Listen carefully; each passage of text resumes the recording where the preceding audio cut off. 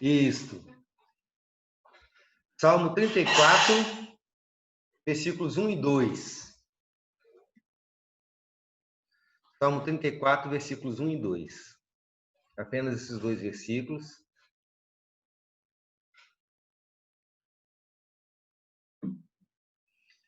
Estava nas minhas meditações de manhã, no começo do dia, minha meditação diária, e eu estou lendo esses dias Salmos, e aí, quando eu cheguei nesse salmo, na verdade foi o primeiro salmo do dia que eu iria ler, e na hora que eu parei nesses dois primeiros versículos, eu não consegui mais sair deles o dia inteiro.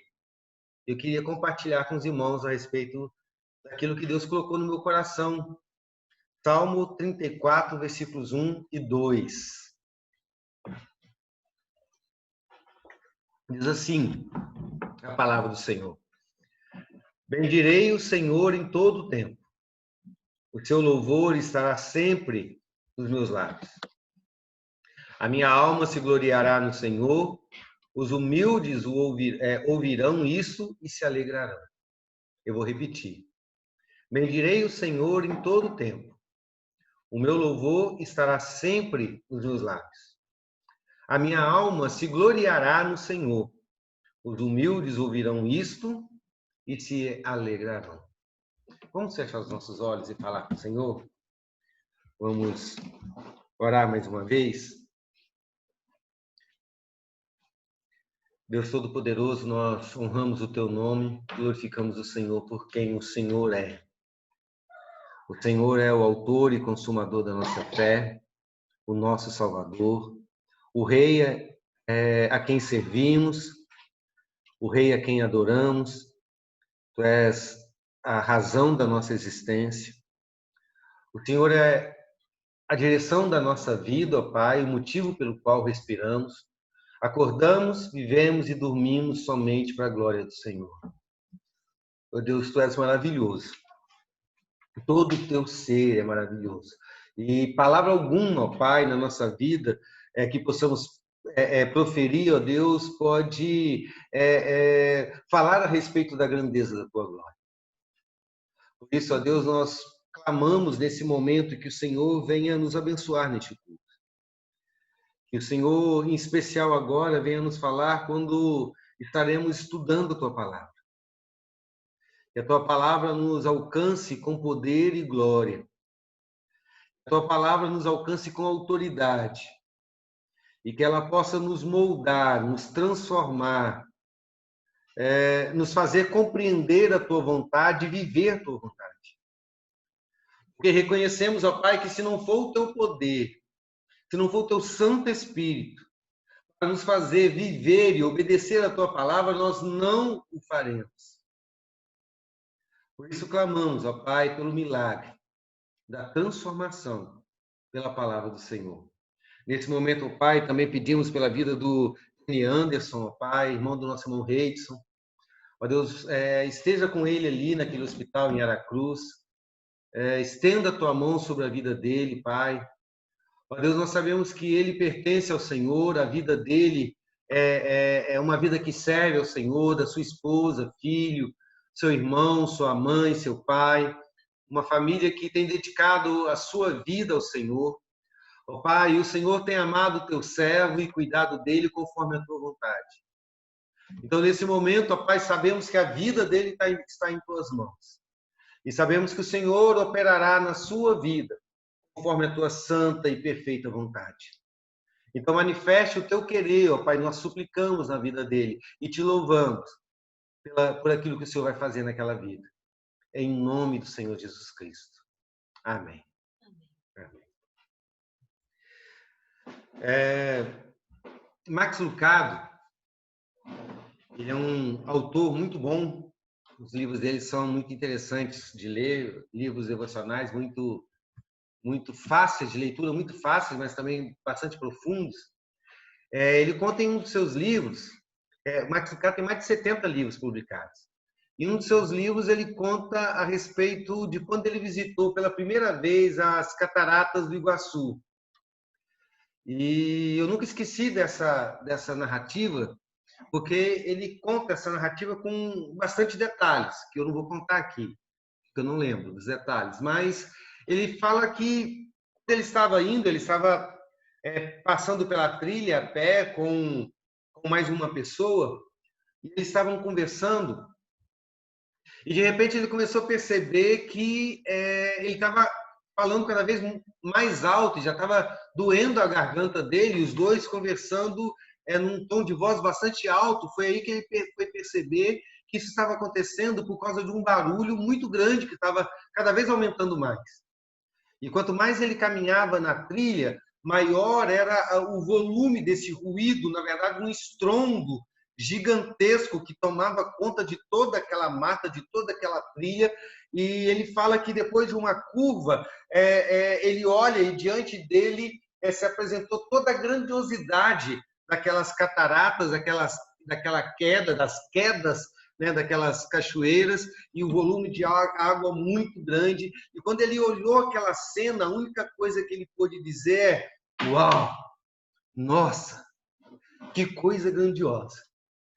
E por que eu gravei essa narrativa dele, queridos? Porque isso me fala muito a respeito da adoração, da verdadeira adoração. Porque adoração nunca é mecânica. Adoração nunca é algo puramente programado. A oração, ela não é uma música que a gente canta na igreja. A oração não é um momento no culto. A oração não é uma oração de gratidão. A adoração não é nem mesmo a música que a gente canta dentro de casa, um CD que a gente ouve. A adoração não é essas coisas. Tudo isso pode ser usado para adoração, mas isso não é adoração. Não é o que adoração é. Porque a adoração, ela é muito maior do que os limites de um templo. Ela não cabe numa música, ela não cabe numa oração. A adoração, queridos, teologicamente falando, biblicamente falando, a adoração é a resposta humana da magnificência de Deus. A adoração, na verdade, ela não começa em nós. Ela não é algo que o homem produz, que começa no homem, que o homem decidiu fazer para o Senhor. Eu escolhi adorar o Senhor. A adoração, ela não começa no homem. A adoração, ela tem o seu início no próprio ser de Deus, no próprio agir de Deus, e naquilo que Deus é e na maneira como Deus age. A adoração, ela acontece quando Deus se revela ao homem. Porque o homem não pode conhecer a Deus se Deus a si mesmo não se revelar a ele. Porque Deus é grande demais para que a gente possa conhecê-lo. Mas quando Deus se revela ao homem, se mostra ao homem, o Espírito Santo abre o nosso entendimento e nós percebemos o ser de Deus. Então essa verdade de Deus nos toma. E quando essa verdade de Deus nos toma, aquilo que Deus é, quem Deus é e o que Ele faz, então em resposta, nós oferecemos a nossa vida a Deus. Em resposta, nós passamos a viver para Ele. Passamos a exaltar o Senhor. Isso é adoração. É quando a gente olha para Deus e diz: nossa, que coisa grandiosa. Que Deus maravilhoso. Que a minha existência não consegue existir fora da existência dEle. Quando eu percebo Deus, Deus se torna tudo em minha vida. Isto é adoração. Adoração é uma explosão. Por isso que a adoração verdadeira, profunda, ela não consegue se limitar a pequenas coisas. Ela é o extravasar da nossa vida, a explosão da nossa vida em adoração, em louvor, em resposta àquilo que Deus é. E o salmo que nós lemos, em especial esses 2 versículos que nós lemos, foi escrito por Davi. Ele é uma explosão de adoração consequente do ser de Deus. Quando Davi escreve esse salmo, ele escreve esse salmo num período em que ele estava fugindo do rei Saul, porque o rei Saul queria matá-lo. Davi estava ficando muito famoso e vencendo muitas guerras como general do rei Saul. E Saul então fica com ciúmes. Davi não queria tomar é o trono de Saul, mas Saul imagina que sim. Então Saul levanta todo o exército de Israel para perseguir um homem só, Davi. Então não existia em Israel lugar algum que fosse seguro para Davi. Então Davi tem que sair de Israel. E ele vai para uma nação vizinha, a Filístia, de onde vêm os filisteus. Você pode imaginar, os filisteus também eram adversários de Davi. E o pior, para fugir de Davi, de Saul, Davi vai para a Filístia, mas vai para a cidade de Gate.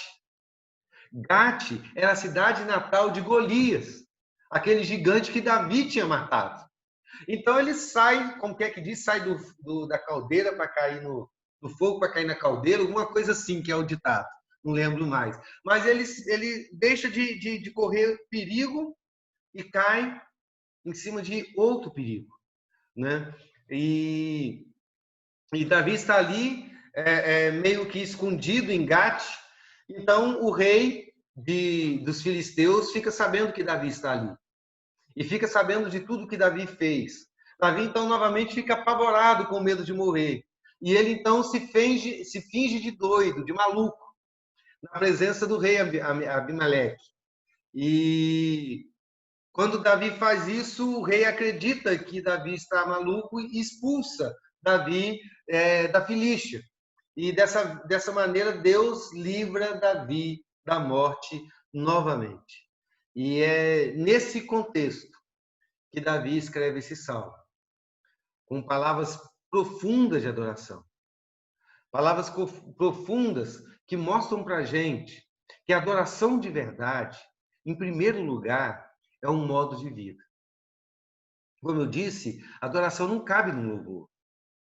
O ministério de louvor da igreja não produz louvor, não produz adoração.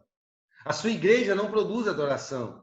Nem você mesmo consegue produzir adoração, porque a adoração não cabe. É num momento e num ritual. Adoração é um modo de vida. No primeiro versículo, Davi diz assim: bendirei o Senhor em todo o tempo. O meu louvor estará sempre nos meus lábios. O teu louvor estará sempre nos meus lábios. Prestou atenção na palavra todo o tempo e sempre? Bendirei o Senhor em todo o tempo.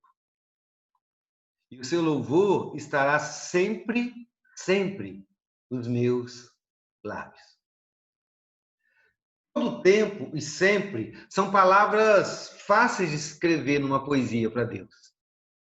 São palavras lindas para se cantar numa música. A gente canta tantas vezes dizendo que nós sempre adoraremos o Senhor, para todo sempre nós o adoraremos, em todo o tempo nós o adoraremos. São palavras muito lindas para estar numa música, mas são terrivelmente desafiadoras para serem vividas na vida. Isso porque o que Davi está dizendo é que a nossa vida tem que estar sempre como instrumento de adoração ao Senhor. E nem sempre a nossa vida está para louvor. Nem sempre é dia de poesia. Nem sempre, nem todo dia é dia de flores. Nem todo dia é dia de sombra e água fresca. Nem todo dia é dia de riso. Nem todo dia é dia de sorriso. Nem todo dia é dia de gargalhada. Nem todo dia nós vemos o arco-íris depois de uma tempestade que passou. Existem dias que são dias de falência, que são dias de hospital, são dias de céu negro e de nuvem densas, são dias de sol a pino e de desertos calcifantes. Tem dias que são dias de enfermidade, de dor, de derrota. Tem dias que são dias de terror, de violência, dias de desamor. Tem dias que são dias de tristeza, dias de derrota, de ansiedade, de choro, de lágrimas. E nesses dias é difícil cantar. Nesses dias é difícil fazer poesias para Deus, dizer coisas bonitas para Ele. Nesses dias é difícil adorar. E é difícil mesmo. É difícil mesmo. Porque nessa hora, a nossa alma machucada pela dor, pelo sofrimento, pela tristeza, pelo deserto, não encontra forças para adorar. Não encontra forças para cantar. Não encontra até mesmo motivos na vida para encontrar contentamento e adorar o Senhor. E você certamente sabe do que eu estou falando. Você certamente já viveu dias assim. Cantar era difícil. Eu já vivi dias assim. Você já viveu dias assim. E certamente todo cristão já viveu dias assim, em que adoração era um peso. Mas apesar disso, o salmista está dizendo aqui que a adoração tem que ser não apenas em dias floridos, não apenas em dias de vitória. A expressão tem que ser, a adoração tem que ser uma expressão de uma vida inteira. Em dias ruins e em dias bons. Sempre, por toda a vida. Tem que ser o modo como nós vivemos, a maneira como vivemos a vida. Independente das circunstâncias, nós adoramos. Sabe por quê, queridos? Sabe por que o cristão tem que adorar sempre, independente das circunstâncias? Ele tem que adorar sempre, o louvor ao Senhor tem que estar sempre nos seus lábios, não é por causa da vida. Porque, como eu disse, tantas vezes a vida nos dá motivo de chorar. E como nós vimos pela manhã no nosso estudo bíblico, em tempos em que a vida nos dá motivos para chorar, nós temos que chorar. Tem dias que a vida não nos dá motivo para sorrir. E nesses dias nós choramos. Mas ainda assim adoramos. E sabe por quê, queridos? Porque a adoração verdadeira não é fruto das circunstâncias da vida. A adoração verdadeira é o resultado do relacionamento do adorador com Deus na vida. Nós adoramos, queridos, porque estamos com Ele. Nós adoramos o Senhor porque o cristianismo é um milagre. Nós adoramos o Senhor porque o Senhor está presente na vida do cristão em todo instante. Ele prometeu isso para Jacó, lá em Gênesis, capítulo 28, versículo 15, ele diz assim: eis que estou com você e te guardarei por onde quer que você for. E Deus disse isso para Jacó, quando Jacó estava fugindo do seu irmão que queria matá-lo.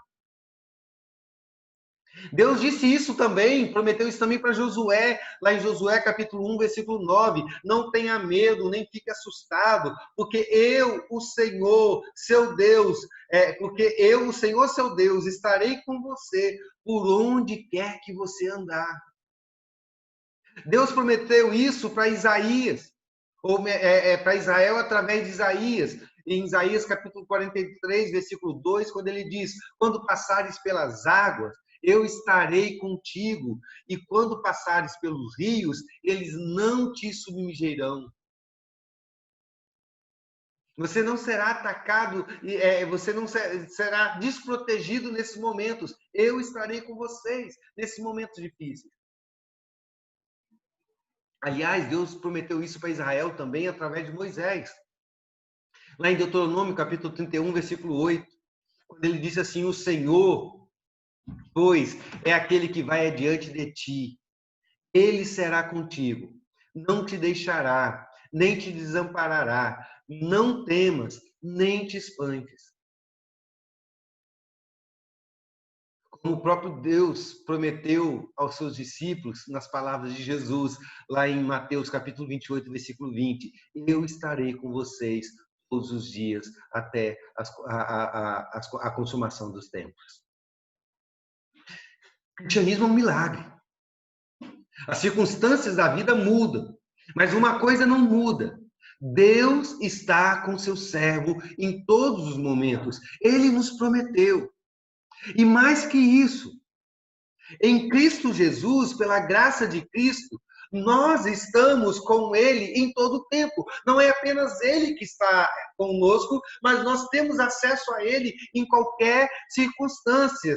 Em Romanos, capítulo 8, versículo 35 a 39, o apóstolo diz assim: quem nos separará do amor de Deus? Será tribulação, angústia, perseguição, fome, nudez, perigo, espada. Como está escrito, por amor de ti somos entregues continuamente, somos considerados como ovelhas ao matadouro. Esses momentos podem nos separar de Cristo. Em todas essas coisas, porém, somos mais que vencedores por meio daquele que nos amou, porque eu estou bem certo de que nem a morte, nem a vida, nem anjos, nem principados, nem as coisas do presente, nem por vir, nem os poderes, nem as alturas, nem a profundidade, nem qualquer outra criatura poderá nos separar do amor de Deus que está em Cristo Jesus, nosso Senhor. Nada nos separa dele. Circunstância nenhuma, poder algum, tragédia alguma. Em Hebreus capítulo 4, versículo 16, o autor diz assim: portanto, aproximemo-nos do trono da graça, do trono de Deus, confiadamente, a fim de recebermos misericórdia e encontrarmos a graça para ajuda em tempo oportuno. Hebreus 10, versículo 19 e 20. Portanto, meus irmãos, tende ousadia de entrar no santuário pelo sangue de Jesus, do novo e vivo caminho que ele nos abriu por meio do véu, isto é, por sua carne. Está entendendo, queridos? Esse é o motivo da nossa adoração o tempo todo. Tempos difíceis nos fazem sofrer. Sofrimento nos fazem chorar. E é impossível chorar, rir por motivo que choramos. Mas não é a vida que nos faz adorar o tempo todo. É a presença do Senhor na vida. Se o Senhor está conosco para sempre, em todo tempo, nós adoramos ao Senhor em todo tempo. Então não importa as circunstâncias. Não importa a fase da vida que estamos vivendo. Se são dias de riso ou dias de choro. Não importa o que você esteja fazendo, se você está trabalhando, dormindo, lutando, se divertindo, namorando. O que importa é que Ele está sempre conosco. Ele sempre está sendo Deus em nossa vida. Sempre está nos amando, cuidando de nós, sendo Deus amoroso, misericordioso, maravilhoso em nós. E nós em Cristo estamos sempre nele. Isso é motivo para a sua adoração, meu irmão? Isso é suficiente para a sua adoração? Então transforme todo o tempo da sua vida na expressão da sua adoração. Leve a adoração a Deus aonde você for. Dentro da igreja e fora dela, dentro de casa, no trabalho, na escola, no namoro, no lazer. Tudo que você fizer, faça para o louvor de Deus. Tudo que você pensar, pense para a glória dele. Tudo que você sentir, sinta para glorificá-lo. Que toda a sua vida seja para adoração a ele. Isso é verdadeira adoração. Se não for com a vida toda, não é adoração. Se não for por todo o tempo, não é louvor a Deus. E a segunda coisa que esse texto nos mostra, essas palavras profundas de Davi a respeito da verdadeira adoração, é que, além de ser um modo de vida, a adoração é a essência da vida. É a essência da existência. A adoração não é apenas a maneira como você vive. A coisa é muito mais profunda do que isso. A adoração é quem o cristão é. É quem você é. A primeira parte do versículo 2, se você tiver com a Bíblia aberta, diz assim: a minha alma se gloriará no Senhor. A minha alma se gloriará no Senhor. Davi está falando aqui do seu mundo interior. Daquilo que o homem é, no mais íntimo do seu ser.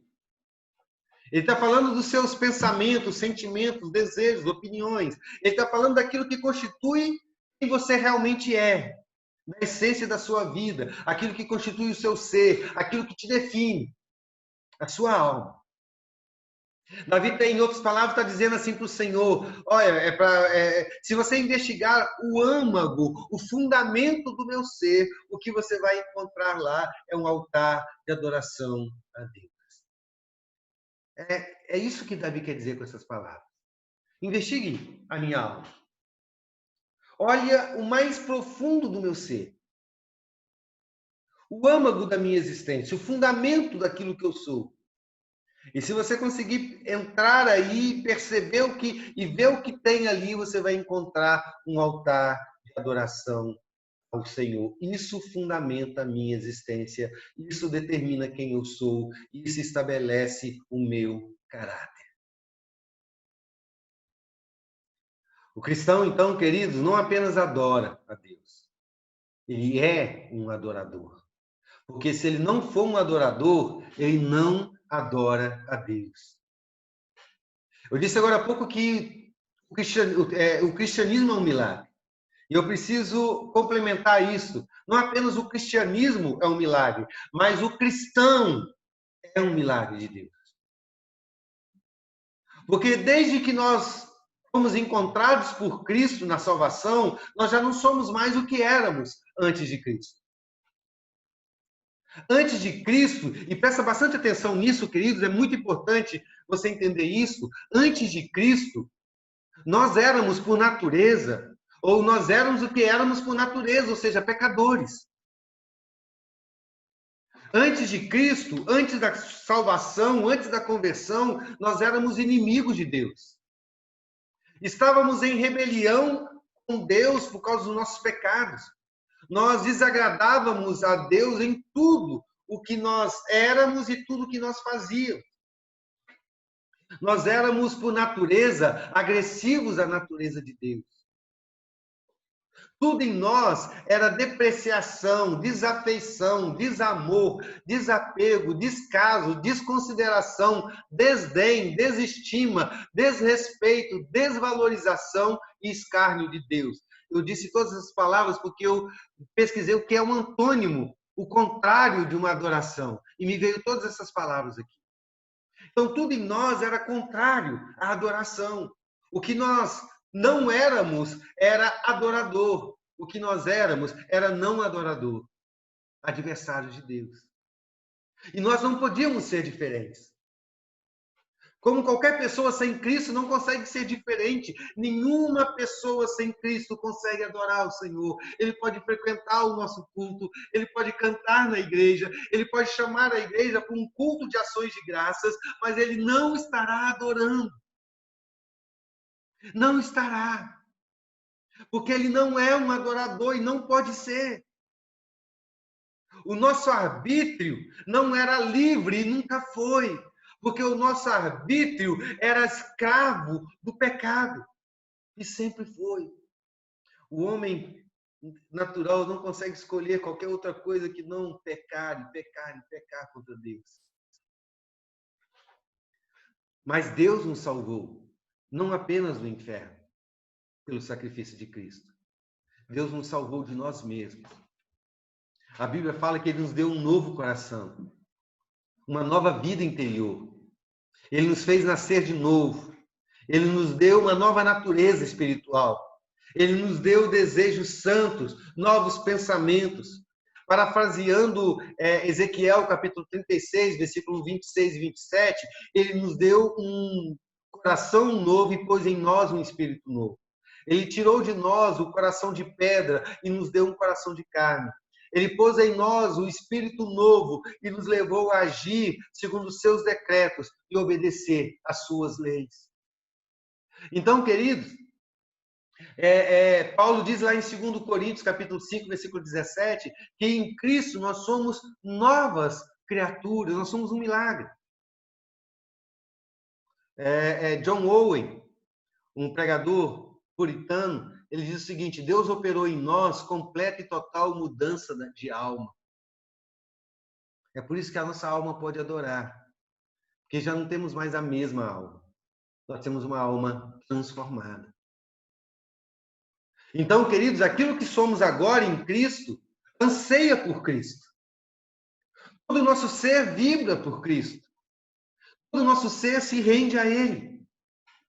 Tudo que somos lhe tributa louvor e adoração. Tudo que somos glorifica a Ele. Nos tornamos, em essência, um altar de adoração a Deus. Aqui, em nós, é o local de adoração. Nós somos o altar. É em nós que repousa o louvor ao Senhor. Se não houver em nossa vida louvor a Deus, nós não podemos prestar ao Senhor nenhum outro louvor fora da nossa existência e da nossa vida. Então, querido, se você é um adorador, consagre a sua vida à adoração a Deus. Eu fico vendo muitas igrejas aí dizendo que aquelas pessoas que ministram louvor no ministério de louvor são levitas, consagrados para adoração. Meu irmão, consagrados para adoração somos todos nós. Se você não é consagrado para adoração, você não é cristão. Consagre a sua vida ao Senhor. Separe a sua vida de toda coisa vil.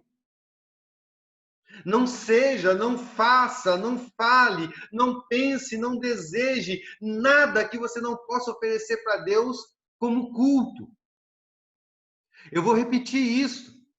Não seja, não faça, não fale, não pense, não deseje nada que você não possa oferecer a Deus como culto. Seja santo. Porque você é o altar de adoração. E o altar de adoração a Deus é santo. Êxodo, capítulo 29, versículo 37. Diz assim: o altar será santíssimo, e tudo que tocar nele será santo. Oferecer louvor a Deus num altar impuro é profanar esse louvor, é profanar essa adoração.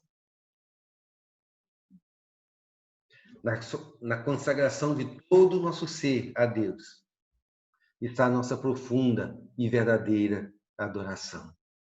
Então consagre a sua vida a Ele agora. Entregue a sua vida a Ele agora como altar de adoração ao Senhor. Mas para encerrar, queridos, a terceira característica que essas palavras profundas de Davi nos diz, nos ensina, é que a verdadeira adoração é o motivo da nossa vida. É o motivo da nossa existência. Eu não sei se você já se perguntou alguma vez na vida por que você ainda está nesse mundo. Eu já me perguntei isso muitas vezes. Por que você está nesse mundo? Por que você ainda existe nesse mundo? Se você conhece o catecismo, você vai dizer, olha, nós existimos nesse mundo para louvar a Deus. E essa é uma boa resposta, porque a finalidade da nossa existência é louvar a Deus, se alegrar nele para todo sempre. Mas você não precisa estar nesse mundo para adorar o Senhor. Na verdade, nós vamos fazer isso muito melhor quando sairmos desse mundo. Então, por que nós ainda estamos nesse mundo? Eu acredito firmemente, queridos, que nós ainda estamos aqui nesse mundo para dar testemunho de Deus. Esse é o motivo da nossa existência. Testemunhar a respeito de Jesus Cristo. Mas o que isso tem a ver com adoração, queridos? Olha a segunda parte do versículo 2 que nós lemos. O texto diz assim: os humildes, e no contexto aqui, humildes são todos aqueles que foram humilhados pelos dias difíceis, a semelhança dos dias de Davi. Os humildes ouvirão isto e se alegrarão.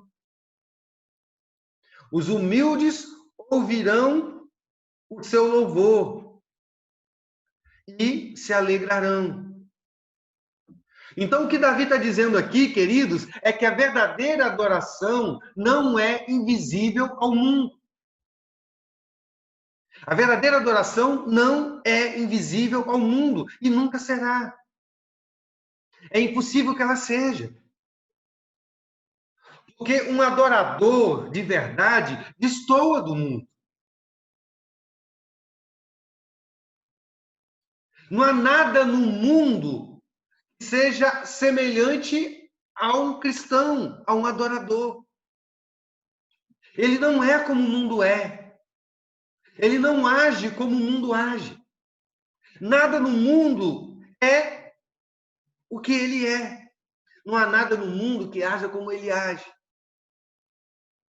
Então, aquele que foi transformado por Deus em um adorador, cujos pensamentos, desejos, sentimentos, modo de vida, caráter glorificam a Deus e fazem isso com toda a vida e por toda a vida, em qualquer circunstância, eles são sal da terra. São bom perfume de Cristo. São pés formosos que anunciam boas novas. São corpo de Cristo. São luz do mundo, que, como diz lá em Mateus 5, versículo 15, é colocado por Deus sobre o velador para iluminar todo mundo. Então, como sal, como perfume, como corpo, como luz de Cristo, o mundo nos verá, nos lerá e nos ouvirá. Verá a glória de Deus em nossa vida.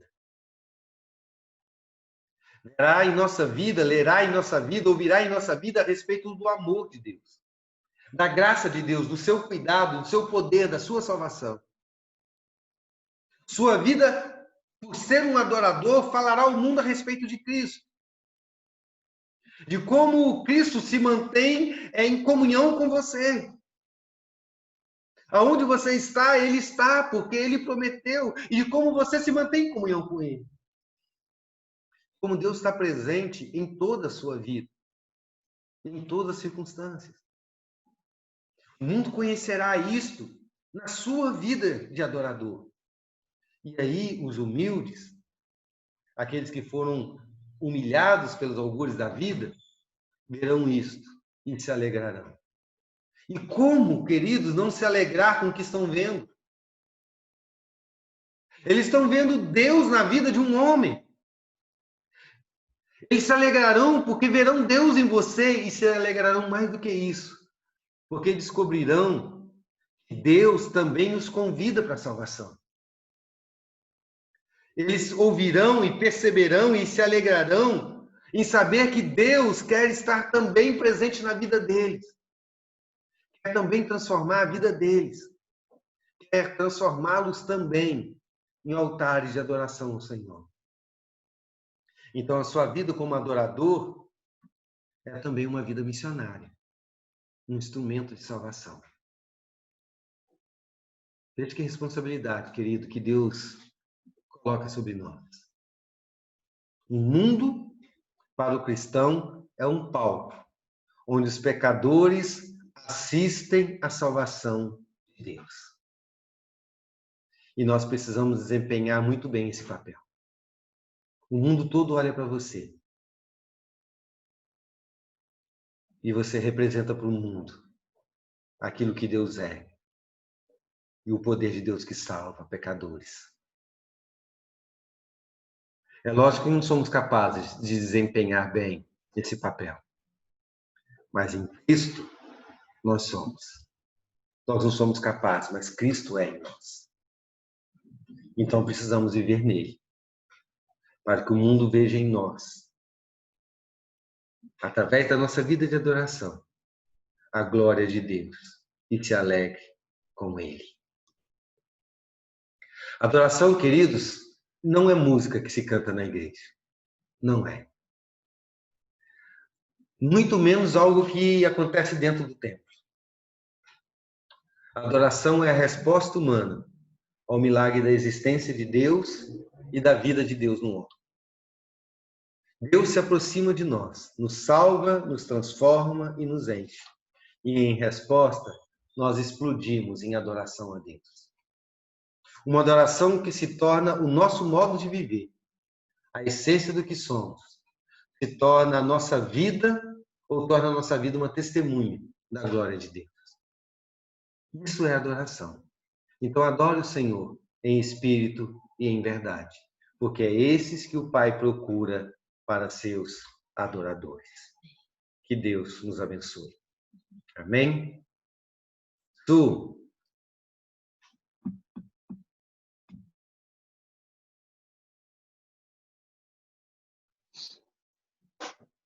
Só um minutinho, gente. Caiu o meu suporte aqui.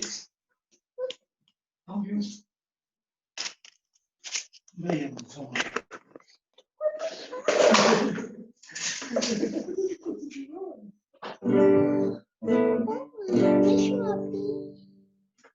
Vamos louvar, adorar em espírito e verdade.